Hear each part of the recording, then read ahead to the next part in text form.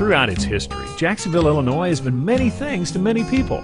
The Athens of the Midwest, a place of big city ideas with small town values, a college town, even a place where Lincoln walked. Well, Jacksonville definitely has a deep history.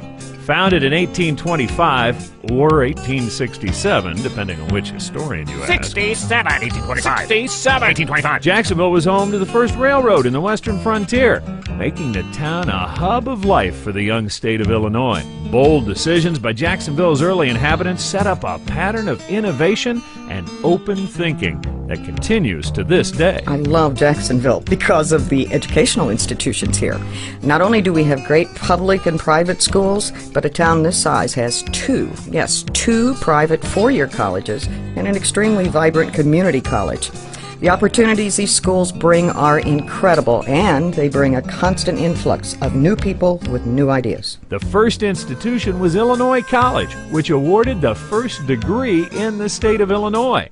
That was quickly followed by other institutions, including McMurray College and later Lincoln Land Community College. Other institutions followed, including the State School for the Deaf, Blind, and the State Developmental Center, which all continue to this day. You cannot talk about Jacksonville history without mentioning the people that have come out of this town. Civil War generals, boxing champions, presidential candidates. Why even have a retired congressman that's living down the street from me right now?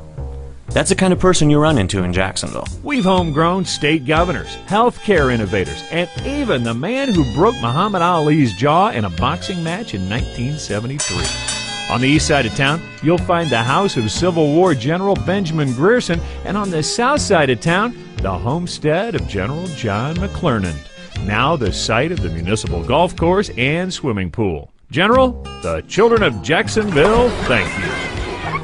Oh, and there's another guy you might have heard of. Kind of tall, lanky, a bit odd-looking. Abraham Lincoln. Although he lived in nearby Springfield, he spent a lot of time in Jacksonville for work and to meet with his many friends. He even reconciled with his future wife, Mary Todd, in a living room not too far from downtown. We like to think that Lincoln's friends in Jacksonville helped shape the man that he was to become. But hold on. Jacksonville isn't stuck in the past. We're proud of our history, but we're even prouder of where we're going today. I moved to Jacksonville a few years ago to follow my dream of opening a bed and breakfast. The ease of life, the education for my family, and the affordable housing made Jacksonville the place where my dream came true. Jacksonville has a lot of opportunity for business and manufacturing. The city is the location of a manufacturing plant for Nestle, the home of the Hefty Bag, and we produced the highest-selling album of the last decade, the Beatles' One album. Plus, we have a factory on the north side of town that's all about fun. Eli Bridge. Eli's been manufacturing Ferris wheels for almost 100 years and plans to keep making them for 100 more. Our largest single employer is Passavant Hospital, a leading facility for healthcare for the region and an expert in orthopedics. But our biggest industry is all around us. Rich, fertile Illinois soil, producing some of the best crops anywhere in the world. When Catherine Lee Bates wrote America the Beautiful, she had to be thinking about the plains around Jacksonville when she wrote the words Amber Waves of Grain. It's here, and it's here in abundance.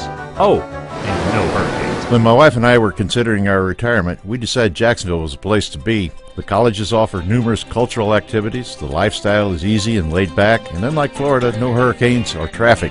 We also like the changing season. Florida had 4 seasons of summer. That's right. Jacksonville's a great place to live. Excellent K-12 school system, athletic opportunities, and fun for all 4 seasons. Plus, we're just a short drive from Springfield and St. Louis.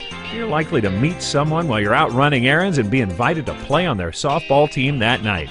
That's the odd thing about Jacksonville. It's small enough that it's nearly impossible to go to the post office without seeing someone you know, but large enough to constantly meet new people. But we're not all work and no fun. Jacksonville is a great place to play. People come from all around to spend time at the lake, one of the top rated in the nation. Or head to the river to watch bald eagles, or go boating. Or you can get dressed up and go to a masked ball, attend a concert, or go to a gallery opening. There's always something happening. Ever heard of a small town having its own symphony? We've got one. Art galleries? Check. Even the Vienna Boys Choir passed through town recently to give a concert. But we're not all about getting cleaned up in our best clothes for fun. Stock car races every Friday in the summer, the yearly Prairie Land Steam Show, and the Grierson Days Civil War reenactment are just part of our dustier activities.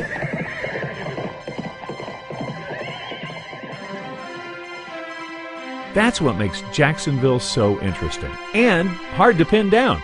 Yes, it's a small town, but with big city ideas.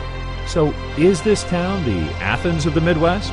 A place of big city ideas and small town values? Just a footnote to Lincoln history? Yes, it's all of these things. But it's even simpler than that. Jacksonville is a place we like to call home. Home. Home. My home. Our home. We welcome you to Jacksonville to discover and explore all that our home has to offer. Welcome home.